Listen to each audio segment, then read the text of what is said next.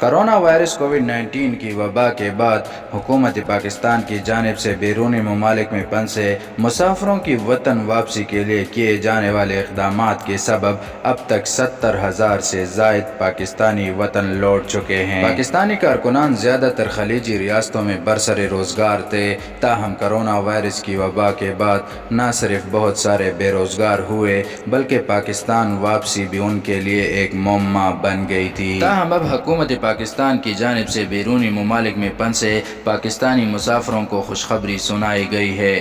تمام international air line Pakistan کے airports کے لیے اپنی فلائٹیں بحال کر سکتے ہیں۔ یہ فلائٹیں صرف بیرونی ملک پھنسے پاکستانیوں کو وطن واپس لا سکے گی، البتہ جن ممالک نے پاکستانیوں کو داخلے کی اجازت دی ہے ان کے لیے پاکستان سے بھی مسافر آ سکیں گے۔ منسٹری آف اوورسیز پاکستانیز اور ہیومن ریسورس ڈیولپمنٹ کی جانب سے جاری کردہ اعلامیے کے مطابق ابتدائی طور پر سعودی عرب اور متحدہ عرب امارات میں پھنسے بے روزگار کارکنان کو ترجیحی بنیادوں پر وطن واپس لایا جائے گا۔ یاد رہے کہ اس سے قبل خلیجی ریاستوں سمیت دنیا بھر سے صرف خصوصی پروازوں سے مسافروں کی وطن واپسی جاری تھی، اور سعودی عرب سے عودہ سروس کے تحت سعودی ایئر لائن، جبکہ سفارت خانہ پاکستان کی جانب سے خصوصی اقدامات کے تحت پاکستان انٹرنیشنل ایئر لائنز کے ذریعے مسافروں کی وطن واپسی جاری تھی۔ حکومت پاکستان کی جانب سے کیے جانے والے اس فیصلے کے بعد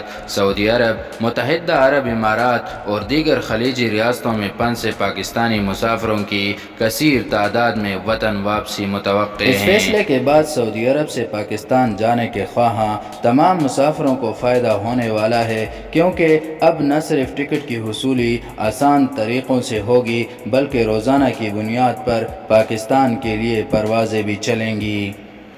یہ تھی اب تک کی اپڈیٹ۔ سعودی عرب سے مصدقہ خبروں اور درست معلومات جاننے کے لیے اس چینل کو سبسکرائب کر کے بیل آئیکن کو دبائیں۔ اللہ حافظ و ناصر۔